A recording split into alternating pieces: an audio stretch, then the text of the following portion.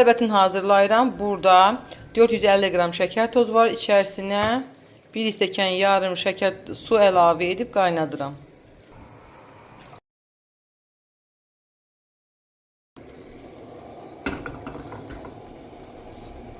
Qaynayanda içərisinə limon duzu və yaxud da limon əlavə edəcəyik. Şərbət qaynayır. İçərisinə qaşığın ucunda limon duzu əlavə edirəm. Limon duzu əvəzinə limon suyu da əlavə edə bilərsiniz.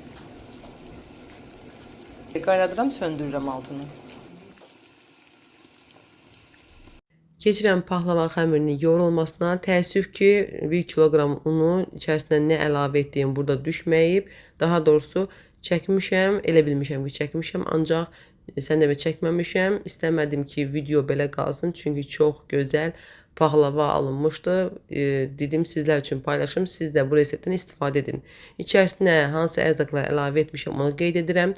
1 kiloqram unun içərisinə 2 yumurta, 200 qram xama, 150 qram yağ, 1 xörək qaşığı şəkər tozu, çay qaşığının yarısından duz və çay qaşığının yarısından maya əlavə edərək isti su, süd qarışımı ilə xəmir yoğurdum. Xəmir bərk olmalıdır.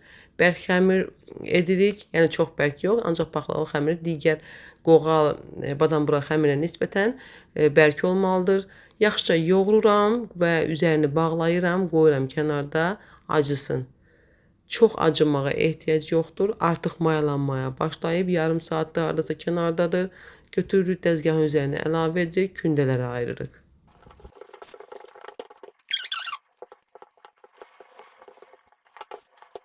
Kündələrə ayırdım.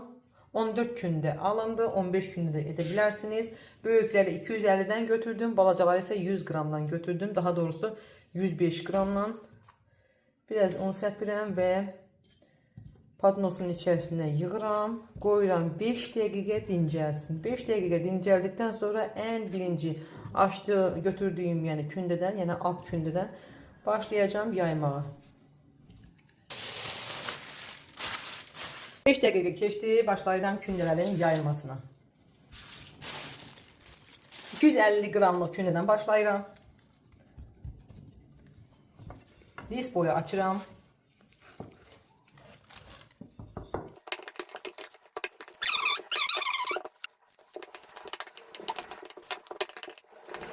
Bu listin ölçüsü 42'nin 35'ədir. Ben buradan yəni kənarlarından ölçdüm. Kənarlarını hesablamasaq 40'ın 34'ə. İndi isə açdığım yuxanı soba listinin içərisinə əlavə edirəm. Yağlamadan əlavə edirəm. Çünki xəmir yağlıdır. Ehtiyac yoxdur yağlamağa.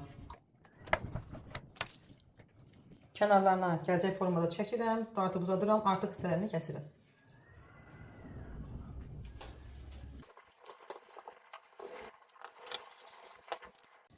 Birinci yuxanı soba listinin içərisinə əlavə etdim. Üzərinə yağ əlavə edirəm. Kərə yağından istifadə etdim. İstəyə görə marqarindən də istifadə edə bilərsiniz.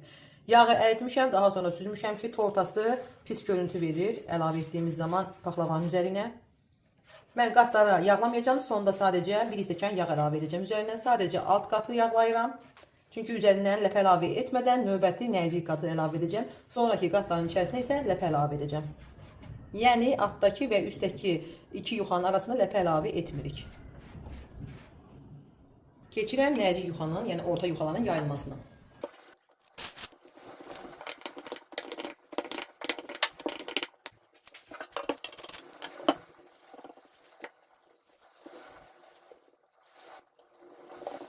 İkinci yuxanı açdım, sərdim digər yuxanın üzərindən. İndi isə ləpə əlavə edirəm. Mən qoz ləpəsindən istifadə edirəm. Azıcık fındıq əlavə etmişəm.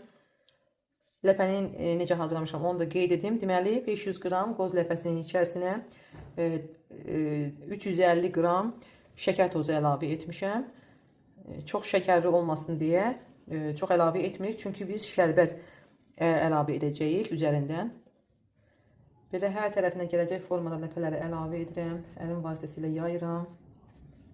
Sonra digər yuxanı açacağım və üzərindən əlavə edəcəm. Beləliklə üst qata kimi, yəni sonuncu iki qata kimi içlik əlavə edəcəm. Sonuncu iki qatı içlik əlavə etmədən yayacağım və yağ əlavə edə bilərsiniz, etməyə də bilərsiniz. Mən etməyəcəm. Son iki qatın içərisinə yağ indi etdim, yəni alt qatın üzərinə etdim. Sonuncuya etməyəcəm.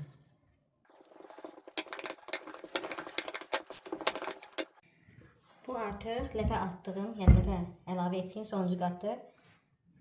Yuxanın üzərinə əlavə edirəm. Üzərindən bastıraraq kənarlara doğru itələyirəm. O qatı yağlamayacağım. Üzərindən də ən qabıq qatını deyim, yəni üz qatını əlavə edəcəm. Yağlamadan əlavə edəcəm, yayıb.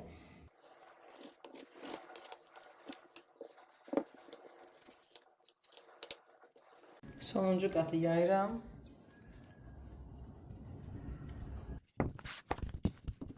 Sonuncu qat da hazırdır. Ləpə əlavə etmədən soba listinin içərisinə əlavə edirəm.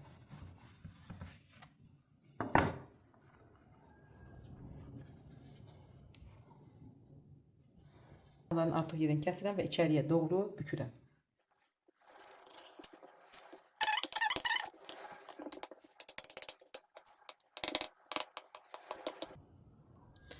Hazırdır, qoyuram soyuq yerdə yarım saat qalsın. Özüm tutsun, daha sonra kəsəcəm, sobaya verəcəm. Artıq hardasa 20-25 dəqiqədir ki, kənarda saxladım. İndi isə kəsirəm. Belə bir xəttkeş vasitəsilə kəsəcəm. Düz olsun deyə.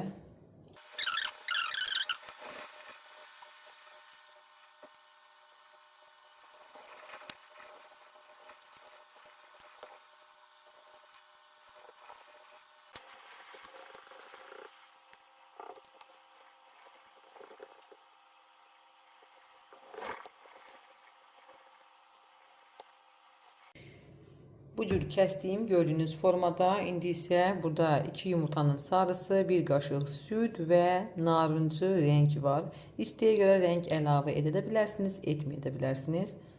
Mən azıcıq əlavə etdim. İndi isə üzərinə çəkirəm.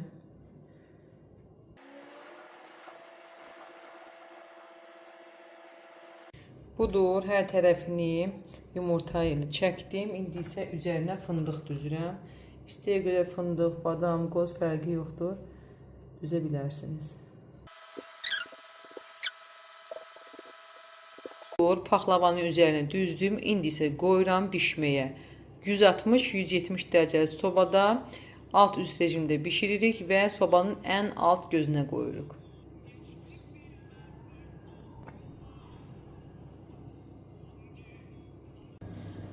Artıq demək olar ki, kənarları qızarmağa başlayır. Yavaş-yavaş özünü tutub 3 dəqiqə, 5 dəqiqə də belə bişirirəm. Daha sonra çıxarıb içərisinə yağ əlavə edirəm. Sobadan çıxardım. Artıq demək olar ki, bəlkə bişiblər. Tam kəsirəm.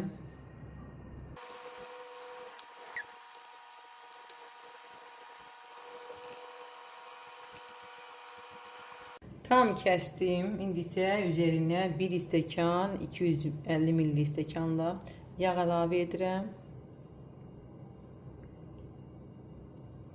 Hər tərəfinə eyni gələcək şəkildə əlavə edirik.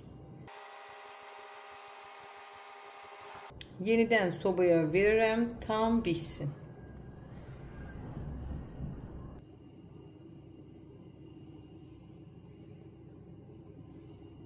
Gözəlliyə baxın, necə gözəl görüntüsü var.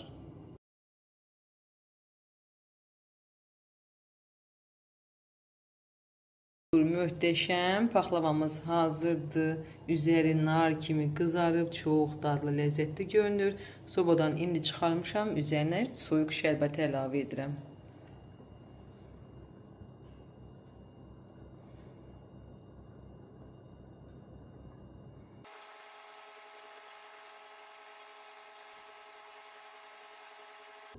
Gözləyirəm tam canına çəksin. Möhtəşəm paxlavamız hazırdır.